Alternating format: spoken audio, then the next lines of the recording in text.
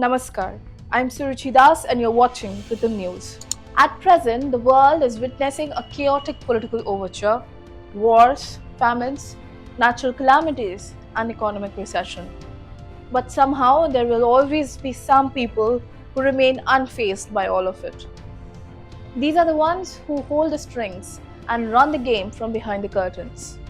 Many have tried, and somewhat even were able to expose them. But it's just the tip of the iceberg. Today, we're talking about the deep state. Unelected deep state operatives who defy the voters to push their own secret agendas are truly a threat to democracy itself.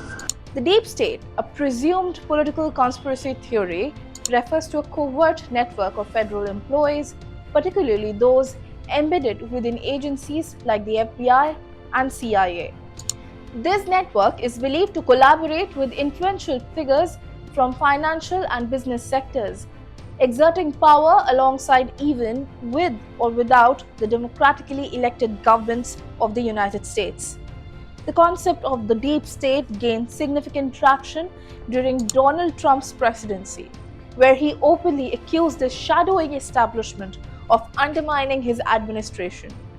He claimed that the deep state was responsible for various actions against his presidency, from leaks to investigations, which he believed were designed to weaken his hold on power. The term itself, while rooted in American political discourse, is also used to describe similar covert influences in other nations. But it is in the United States where the deep state's alleged power and reach are most profound and troubling. This pattern of US interference is not new. Under the leadership of Hillary Clinton, when she was Secretary of State, the US deepened its involvement in international affairs, often meddling in the politics of other nations. It was during her tenure that the groundwork for many of these intrusions was laid, with a focus on expanding American influence through diplomatic and covert means. The Clinton administration's foreign policy initiatives saw the rise of figures like Yunus, backed by the American deep state, to serve their geopolitical interests. Take Bangladesh, for example.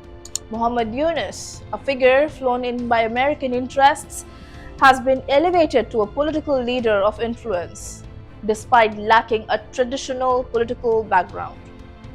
According to several leaked emails, his rise was strategically supported by the US to ensure that American interests in the region were safeguarded. Yunus has become a role model for leaders like Rahul Gandhi, who sees him in a blueprint for his own political aspirations.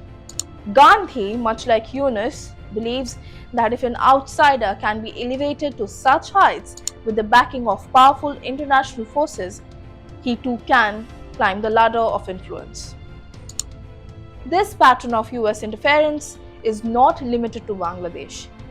Recently, when Prime Minister Narendra Modi visited Moscow, he defied Western expectations by maintaining strong ties with Vladimir Putin, despite the pressure to distance himself from Russia. This bold move likely sent the American deep state into overdrive.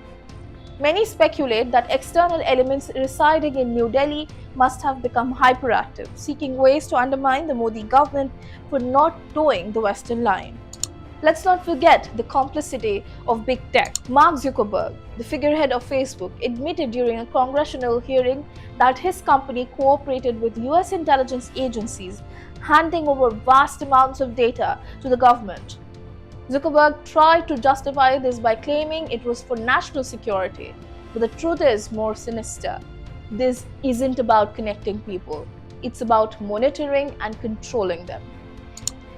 Elon Musk, celebrated as a visionary entrepreneur, has also aligned himself with US intelligence agencies. His ventures like SpaceX and Starlink are not just about space exploration, they're deeply entwined with the Pentagon, providing surveillance capabilities that serve the American deep state's interests. But the US doesn't stop at backdoor diplomacy. Their intelligence agencies like the FBI and CIA are notorious for spying on both allies and enemies. Edward Snowden's 2013 revelations exposed how the NSA had tapped into the communication of world leaders, including Germany's Angela Merkel. This wasn't about security, it was about control, blackmail, and power. These agencies have a dark history, from orchestrating coups in Latin America to destabilizing governments in the Middle East.